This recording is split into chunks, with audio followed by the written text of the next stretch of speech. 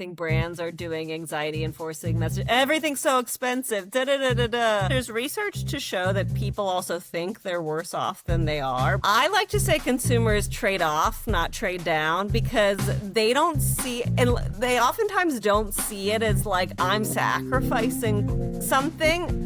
They see it as I'm making a good decision. Katie Thomas, you are the lead of the Consumer Institute at Kearney. Welcome to Macro Talk. Thank you, Hope. Thanks for having me here today.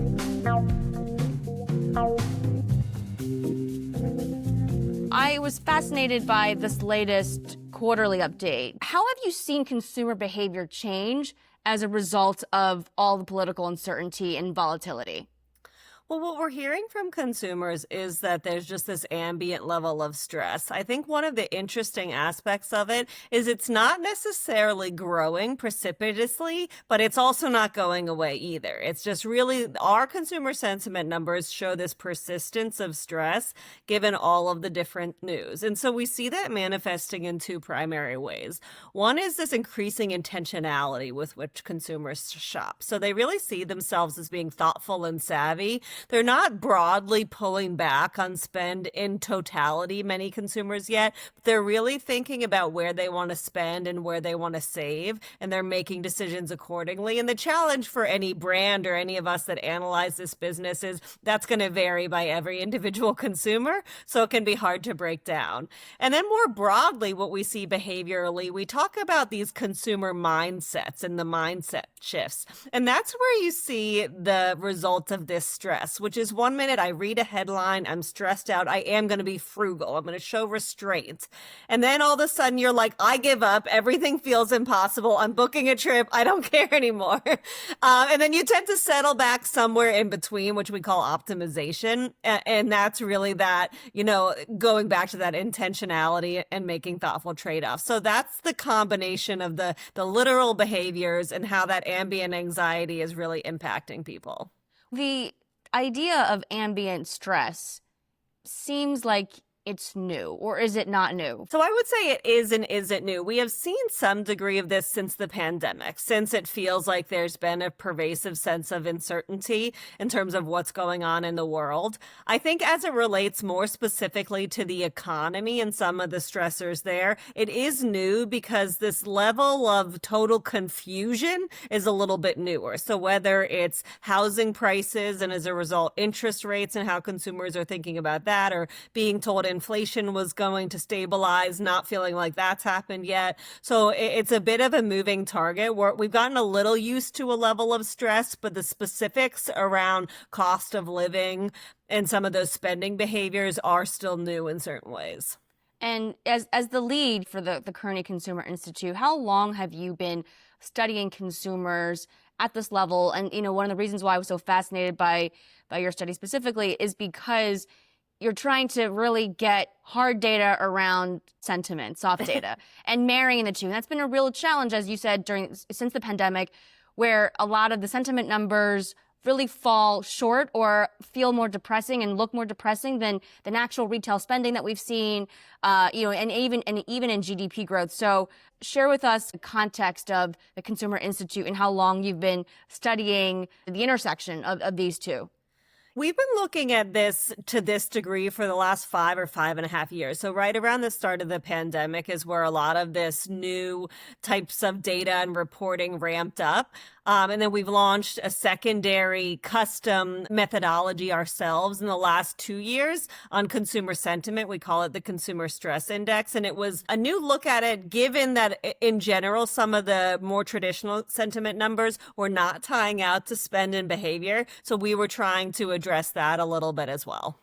Compared to when you began to look at this in depth and quarterly, which of these trends have emerged as more striking to you and newer, and of those, which do you expect to actually stick around for the next 12 to 18 months? Well, what's interesting is that even given all of this is very economic oriented, we've seen technology have a meaningful impact in the way people are shopping that can't be ignored as you look at this in totality. And by that, I mean two primary things, social media and new platforms, and then, of course, now the influx of AI. And in general, we're seeing consumers have more options than ever, and they're able to access them online. They're able to price shop. They're able to really figure things like that out more than ever, as well as access to information too. So, if I want to be healthy, I have all these different ways I can get information, but I also may end up in a specific algorithm on TikTok or on Instagram that's having a lot of impact in the decisions I'm making and how I'm buying. So some of those things are still just ramping up. And that's one of the things from an industry perspective. At some point, we're going to have to see a bit of like a bubble burst or a stabilization of just this sheer proliferation of options and information. What does that bubble burst look like? I think it's easier to talk about, frankly, from like a product perspective. What I think we're going to see as a result of tariffs and some of these other moving parts is a merchandise simplification. So I think we're going to see a lot of bigger brands really evaluating this product proliferation. And one of the narratives I like to debunk is this idea that consumers are increasingly demanding more specialized and niched products and goods. In certain ways, there's truth to that, right? If you follow a specific diet or what have you, it's nice to have more products at your disposal. But we also get sheer analysis paralysis. What we hear from consumers is just they're totally overwhelmed. And when you think, for instance, about stores that have done really well with consumers lately, it's actually stores that have a tighter merchandise mix, which is Aldi is the number one store mentioned to me unprompted. Costco, of course, Trader Joe's. You see a lot of those stores, they get the love because of their price value equation, but I think we're oftentimes overlooking they have the right product mix as well. They're singing my tune. I mean, I abandon shopping cart. I abandon the aisle when I walk down in a store and I see 17 different kinds of chamomile tea. And, and like that to me, and it sounds like I'm not alone. So would you advise then, because, you got a lot of product people out there and they want to have product innovation. Right. How would you advise them to deal with their own goal of introducing sort of innovation or product mix with what it really sounds like consumers are screaming quietly and silently that they don't want all of the choice? Right. Well, so, I mean, you're right. We don't want the takeaway here to be no innovation. Right. We want it to be the right innovation. And so one of the things that a lot of brands we talk to are dealing with that's been a challenge is all this influx of information. It applies to them as well, which is data. They have so much data. They don't always know how to make heads or tails of what's telling a story, what's just data. So some of it starts there is trying to simplify actually the sources you're looking at and making sure you're hearing directly from the consumer. So one thing I find with something like values-based questions, so you're asking consumers how they feel about sustainability, we tend to lead the witness. And we tend to say things like, oh, well, do you care about being more sustainable? Would you pay more to be? You're going to say, and even outside the aspirational thing, you're going to say, sure. But then if you ask them where sustainability ranks in the context of quality, price, some other metrics, then all of a sudden it's the bottom again. So it's really making sure as we think about innovation, we're asking the right questions. We're thinking about what is the right balance of new, like new flavors, new fun stuff, but actually quality improvements. And I think that's where we've seen a lot of brands struggle to prioritize some of that as they've been dealing with all of these background conversations about economic. And that was really the foundation of this report, which is the consumers being overlooked sometimes in the context of all these other discussions. And that's where I think they've just struggled to say, what's that right innovation mix? And how do we make sure we're improving quality as well? Let's talk more about this idea that they may be overlooked, because when I talk to business leaders, it is the line that I hear most often. We keep our customers in mind. They're number one. So why are they saying this, but why is the data showing something different?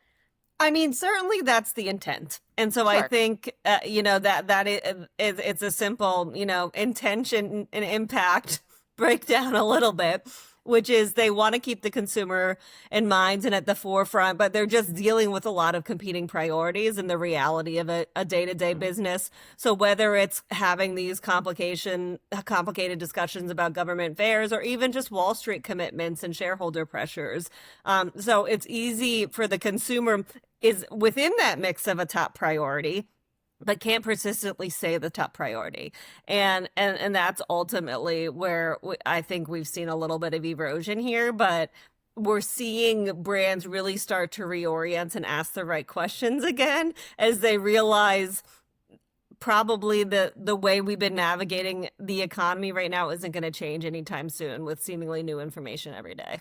And just not even product mix within a brand. You have new brands popping up all the time, DTC brands, that because of social media marketing, it's easier for people to be exposed to even those new brands. And that, I think, also clouds the minds of consumers as they're shopping. So if you were to summarize a playbook for brands that were having their own ambient stress around the data because they have so much data around their new brands, if you were to write them this playbook for the next 12 to 18 months around what they should do with their product mix, would it be to skinny down their portfolio, maybe wind some of it down, maybe slow down the pace of introducing, new flavors, new brands? Yeah. I mean, I think in terms of innovation, yes, I think there is room to simplify and really try to refocus on what's right and also evaluate the existing portfolio and ask what's working, what's not working. Maybe consider moving away from some of the traditional reasons you'd keep a SKU, for instance, in grocery. You keep a SKU on shelf to keep this facing. In apparel, you're in these, traditional merchandising calendars. So we'll take challenging some of the existing ways you're doing business. I think more broadly in terms of a playbook, the key question I hear from brands and would be asking right now is essentially how are consumers defining value? So value versus values. Price value equation, where do we land within that? And I think that's where a lot of the consumer frustration has been as well, which is prices have gone up. Sometimes pack sizes are getting smaller. And then it's like, well, why are consumers moving to private label? And it's like, it's sort of like feels like the answer is pretty evident there as well. So it's really thinking about the bigger picture of the overall value of the brand and how to, again, they do expect most national brands to be on the leading edge of innovation. So that expectation is there, but it's just striking that right balance of what can we do at the right price? Where does it make sense to cut cost? All right. Value is one of these like horrific terms that is has so many meanings. Many meanings. There is no mathematical equation that will get a formula to give a brand the exact sort of ROI in a consumer's mind of what they would see as value. So let's break it down a little bit more. You talked a little bit just now about private label and maybe sort of the name brands. If you're thinking just about peanuts and a consumer is looking at two different packs of peanuts, what would really compel the consumer in their mind to buy the slightly more expensive one? What would that brand have to do to show that value sitting next to a private label, the same size, same type of peanut?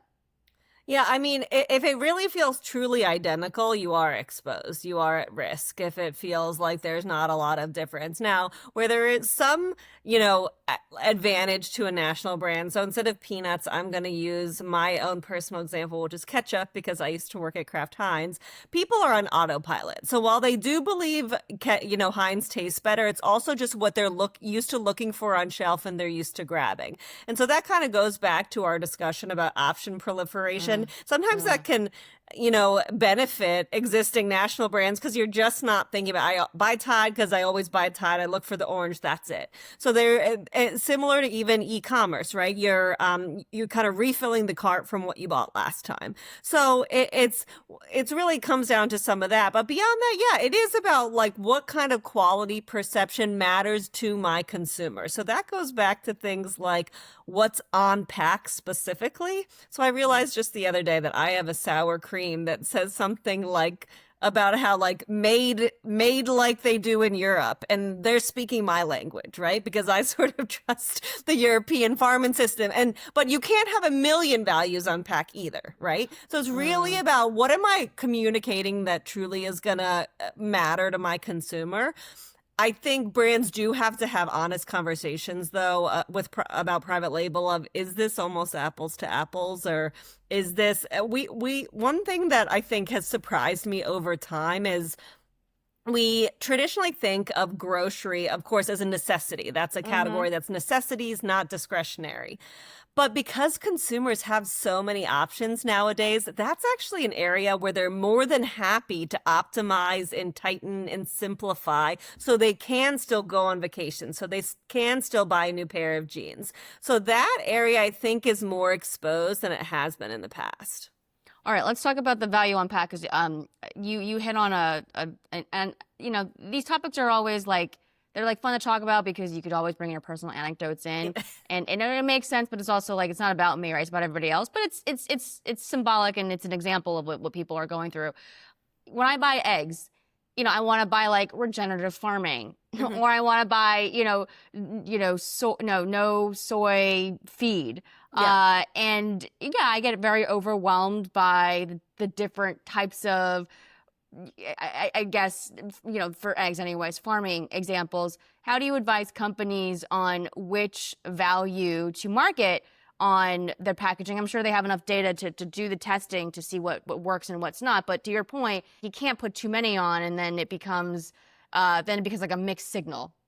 Right, exactly. Well, I think it actually goes back to the fact it feels like it should be straightforward. Like you said, like, oh, we have the data, we know what matters most to consumers. It's actually not really that straightforward. They have so much data. They're probably getting some information that says organic matters most, or this matters most, and so I actually find sometimes I think one of the biggest missed opportunities right now is that some brands don't have great qualitative feedback loops with their consumer. They're overly reliant on data and data alone, whether it's surveys and inputs, or Nielsen, IRI data like that, where they're just trying to make a story out of that data. And you mentioned D2C brands. Smaller brands tend to do that better. They're still on the ground with consumers. They're soliciting feedback in a different way, and they're not hampered by the scale of the organization. And so that's where I'll be interested to see, for instance, like with AI and technology, will they be able to build better proxies that can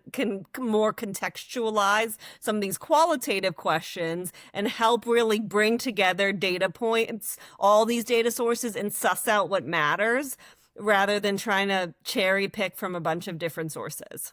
So you could get that qualitative data through AI using all the mass quantities of data that they have. That makes a lot of sense. I want to go back to the first question I asked you, which is around the political environment and how politics are changing the way consumers think about their lifestyles.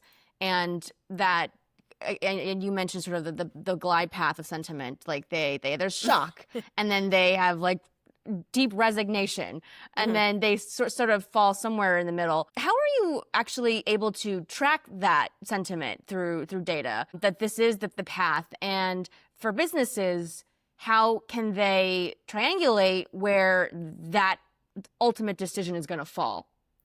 So one of the key aspects is in the name itself, which is sentiment, that creates the cloudiness, which is we are in a moment where people are stressed. We are stressed. We're going to tell you we're stressed. And those numbers are not going to get better overnight or anytime soon. However, the biggest reality is it's everyone's individual situation that's representative of how they're actually behaving. So with our consumer stress index, we have one set of questions that is around what we call like top of mind, like I am stressed, right? We feel the feelings. But we have another section that's around what we call flexibility and agency. And we try to make those questions as objective as possible. So no emotion attached to it. If I were to lose my job, I would be able to find another job relatively quickly. It would be hard, but I could do it. It would be really hard. That sort of like that metric of job security, similar questions around cost of living. Because when you get to people's individual situation, that's where you actually hear from them where they're like, I'm doing okay. Like it was like about a year ago when inflation was really bad, you heard the thing like, yeah, I'm annoyed my latte costs $8, but I'm still buying my latte, right? Yeah. Yeah. With a lot of consumers, that's what you hear, which is, wages have in totality kept up with inflation. Unemployment's been a little bit spotty at times, but generally people up until recently have been employed and had reasonable job security. They may want to sell their house or be stressed about their rent price increase, but they're kind of coping, at least still. And so that's really what it comes down to, is translating it through their personal, and that almost strips out the politics of it as well, right? So I may not like who's in office, but if you actually ask me how I'm personally doing, I'm hanging in there. If that is the case, which and then and as you said, it's in the name, it's in sentiment. And then you mentioned earlier that some of the bigger brands have been sort of out of touch with their consumers on a sort of qualitative level. What should they be doing? Should they be having sort of pop-up stores or serving their own consumers more? I'm curious how you take that into an action. Absolutely. I think you are seeing a lot of brands take a step in the right direction, which is with social and being like, quote unquote, in the comments, encouraging user generated content, letting consumers own part of the narrative. And I think that's what we've seen when we think about politics in the brand as well. We've seen a lot of boycotts lately or just blowback to certain decisions that were made. That's a great example that brands no longer really completely own their brand narrative anymore. We see consumers wanting to have a voice in it, and they do have a voice in what they think the brand represents and what it does not. And so it's just that being literally and figuratively in the comments, which is talking to consumers. If I'm an apparel retailer, how do I scale feedback that I'm getting in the store? Luxury does this well, unsurprisingly, right? But how does a bigger, more mainstream retailer scale the feedback they hear in the store up to the corporate level? So it's like we were hearing brands start to do that, but it just takes time. Well, I'm glad you brought this up, and you're doing it organically. I'm doing a deep dive series on the way that content creation has impacted the economy, and this is sort of at a micro level where the content that is being generated, even in the comments, can actually inform product mix and direction, and even if you look at the recent Jimmy Kimmel ban and the reversal of that is an ultimate signal of where your consumers are unhappy or not. The other, I think, big question right now is, it's always for me, consumers, kind of like the word value. It's a big word, it means a lot of things. There's a lot of nuance. And there's a lot of data to suggest that for the most part, the economy is being driven by higher income households. And so that is masking some of the weaker areas of the economy and weaker areas of consumers. How is that showing up in this data specifically that you're looking at on a quarterly basis? Does that also present itself as the case that we're not only being driven by this economy, by how higher income households, but that companies are now really only catering to this consumer mix? Yeah, I'll be completely frank with you. That's been one of the hardest things to peel apart, is this essentially this declining middle class story. And that's something I'm increasingly looking at, because you are seeing a lot of complexity exist there around consumers. Now, one thing we have found is within our research, we hesitate to look at income alone because in general, there's two main reasons. One, of course, is where you live, right? If you're in a high cost of living area or not. I live in Pittsburgh. You can make do in Pittsburgh a lot more easily on certain incomes than you could in New York or California, right? Yep. But the other piece of it is actually financial philosophy. So we did Hmm. previous analysis in a separate study around asking consumers if they live paycheck to paycheck or not. Now, two Mm. out of three consumers say they do, self-selected, which is Mm. consistent with other numbers, but people do feel like they're tight. And then we call the other group within means. So I'm living within my means, I'm good. And what we found is those behaviors were what was similar. So if I'm living paycheck to paycheck, I may be high income, but lifestyle creep is real. Whereas I may be lower income, but I'm within me. I'm happy with the life I live. So we have to make sure we're really looking at these consumer subsets, I think, in the right way and asking the right questions. But yes, I think ultimately if we're not careful right now, we are seeing a disproportionate impact to the bottom half of consumers. Even things like Shein and Temu and the de minimis exemption being removed. There's argument there, right? Of that's what I could afford. Now, it's debatable of how you would qualify some of those products as needs versus wants, right? But nonetheless, that was advantageous for people where it felt more affordable than other options that they had. But I think there's still a lot to explore around this sort of declining middle class or just sort of this we've called it the bifurcated consumer before. Like exactly how real is that is actually been hard to quantify.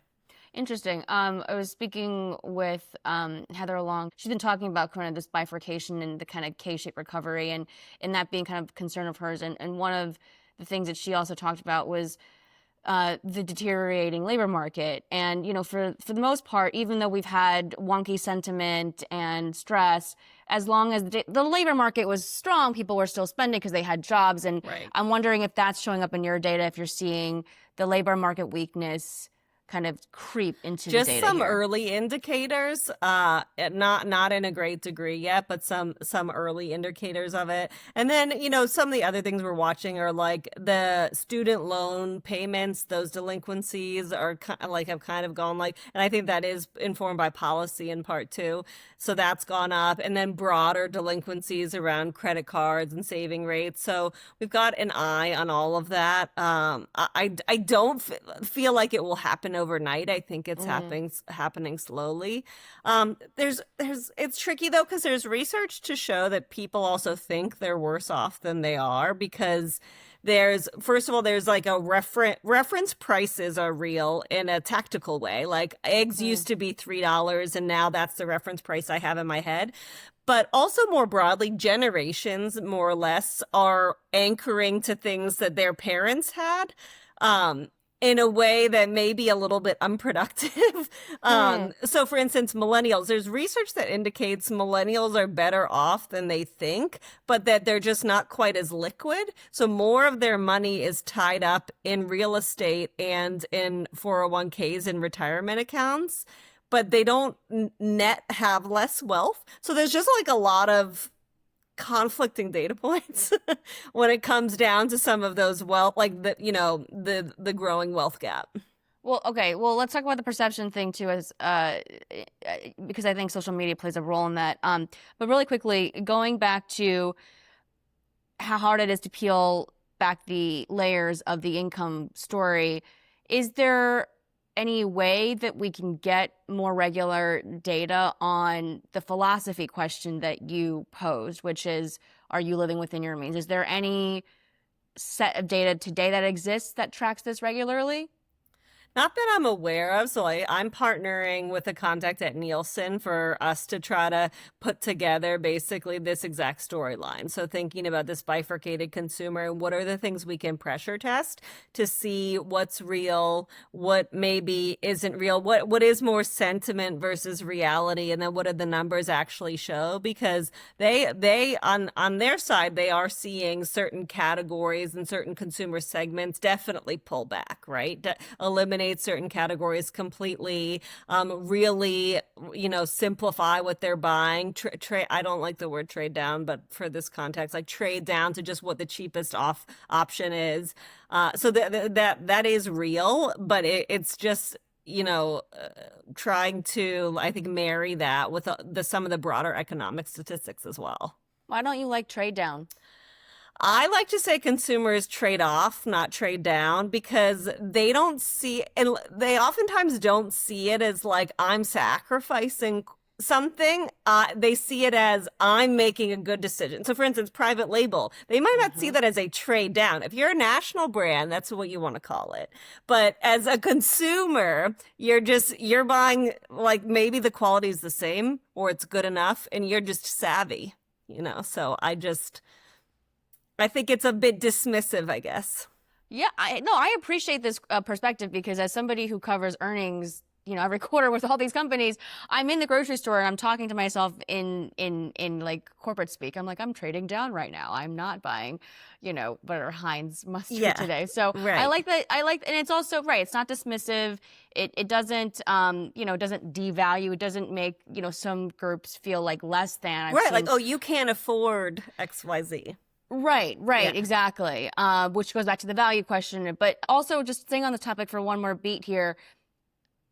If we have an economy where it is so bifurcated and companies are also always chasing customers with higher maybe ROI or higher margins, what does that do to the product mix for people, for consumers who do have maybe lower income? And, is that something that we should be worried about as a country, as an economy, that we're going to not devote enough resources to this group that is becoming maybe more overlooked? Yeah, I think that's a good question. I'm torn on it because I also think there will always be brands that come in that want to play at that really competitive price point. Walmart entered the market in that way. Aldi, a lot of, dollar stores and the advent of dollar stores, which I think that's a little bit more of a complicated segment, but there traditionally still have been. I mean, again, even you go back to Shein and Temu, it was a pure price play for people, and that's what they could afford. And then with the like Southwest, what does tend to happen is it creeps up over time, which is a complicated discussion to have, but I think we all have to hold ourselves accountable. There was an interesting article recently in the New York Times about Disney and the declining middle class. And it talked about just this, like, is going to Disney so expensive? The regular person is priced out of the top tier experience at Disney, like being able to get, on the right rides or on the right experiences. And so, arguably, right, according to this article. So I think it would have to be collective action to really think about how we recenter who we're marketing to and who we're talking to. Is that even possible when, as you know, they have the pressure to show growth on a quarterly basis, and you try to get the margins kind of where you can? And I'm sitting down with 3 CEOs in Las Vegas in a couple of weeks talking about kind of the value of Las Vegas. And I've come across so many YouTube videos talking about how the fees of these hotels and everything's gotten more expensive, very much like the Disney question, where it's no longer an option. So I guess, the question around the mix of products and services that are being catered now toward more of the higher income consumers, is that just what we're going to see kind of going forward, is more of that? I don't know. Perhaps this is the late stage capitalism moment that we're in now.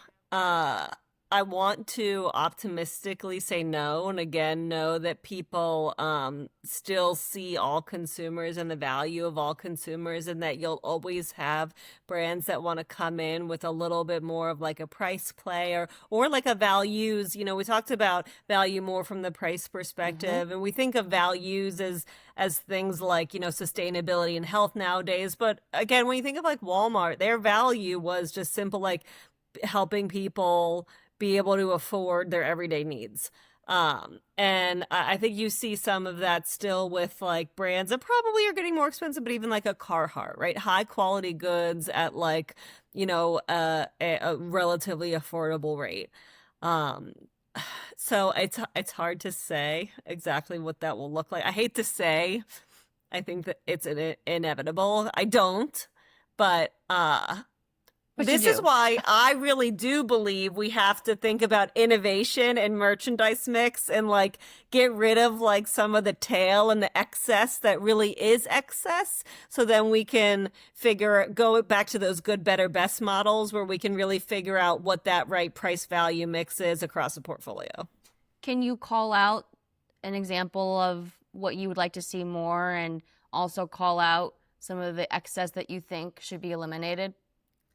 Oh man, what I would like to see more of. That's an interesting question.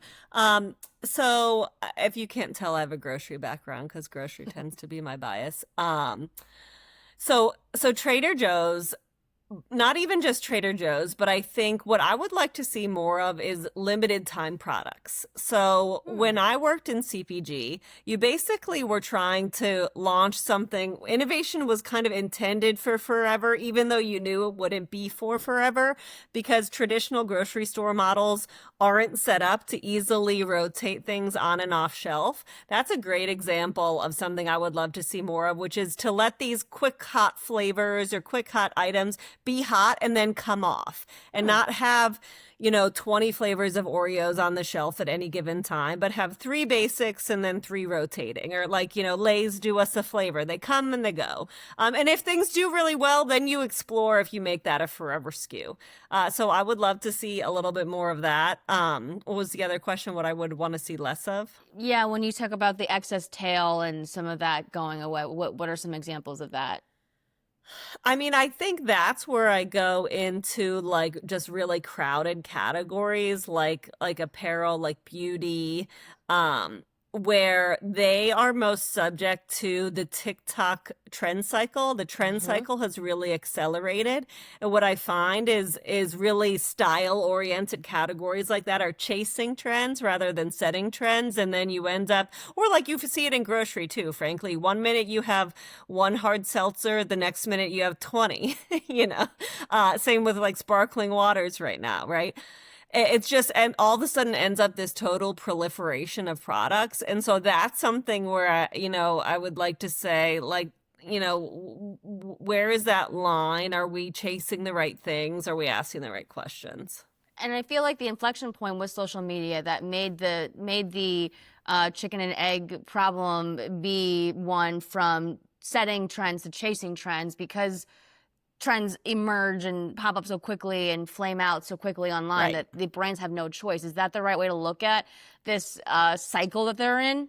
Yeah, like that's where it goes back to like you're not owning that narrative, the consumer's owning it. I mean, you can try again, I do think like when you think of like dupe culture, for instance, dupes exist from leading brands, luxury brands, leading brands. So like you're still creating something that people want to dupe, which I actually see that as sort of a good thing. If you're being duped, I mean, again, if it goes off the rails, I understand legal action there, but ultimately it's still a good sign that you're doing something right if you're creating something that somebody wants a dupe of, and figuring that out. But I think in general, yeah, like when you think of again, like quick makeup trends or quick sneaker trends, you can't really force that. You have to just like ride the wave. If you happen to be on the receiving end of the sneaker trend, try to ramp up your production as much as possible, and then really plan that in the next year you're gonna have to lap that. The perception thing, though, comes into play here, and the question that I wanted to get back to you on. Social media obviously makes us feel like we're either really behind or we're on the trend. But when you were talking about how most people feel like they are worse off than they actually are, one of the things I think about is the couple of videos that kind of trended over the last couple of years around why housing is so unaffordable and the comparison between boomers and millennials and how much housing costs for them then and how wages have grown so much more slowly, but housing prices have grown, exponentially. Like that's an example I feel like of why maybe perception of our current state is worse off.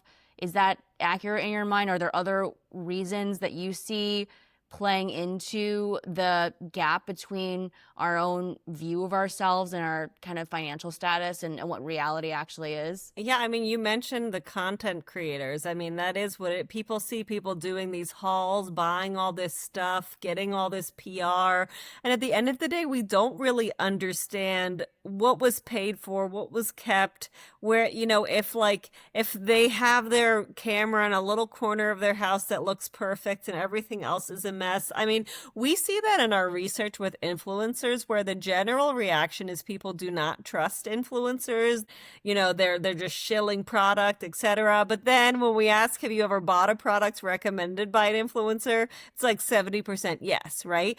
Because it shows it's two things there, right? There's tactical functionality there, right? Curation. We're an analysis paralysis. We're seeking curation. But there's also, for the most part, people have one or two or three people they do listen to. So broadly, content creators are jerks, except for I do love this, and this, right?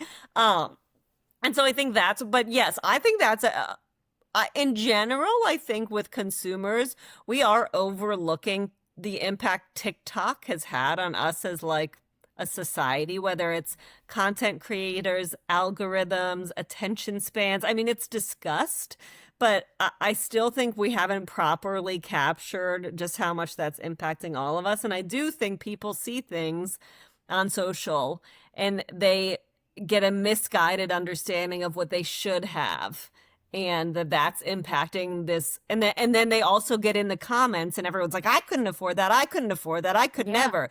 And then you're just piling on that anger too.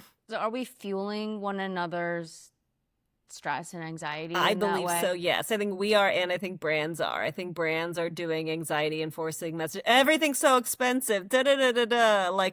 And so a little bit of we talked about in our brief too was this idea that consumers are just bored. Like, you're actually not doing anything fun. You're not doing anything innovative in the right way. And you're just telling them they should be stressed about how much everything costs. And that's why we get the emergence of like Labubus, because people just want to have something fun and silly again. But again, that's already flaming out too. Supposedly that's going down in value. So you got to strike while the iron's hot if you're a brand and then let it ride. But also to the idea that we're so bored that we're creating anxiety as something to do, like very much is maybe another symptom of late stage capitalism. We I don't know. We create scarcity. I mean, sometimes I get in, the algorithm on social of waiting in, like, I don't live in New York, but I still end up waiting in line for brunch places that are fine. They're just a normal brunch place, right? Yeah. And everywhere I was in Amsterdam earlier this year for work, and it was there was a frites shop, like a fries shop, that there was literally 100 people in line for. And listen, I love fries, and I still couldn't justify how and maybe they're the best fries in the world, but we're creating this cachet around things because we are seeking enjoyment and something special.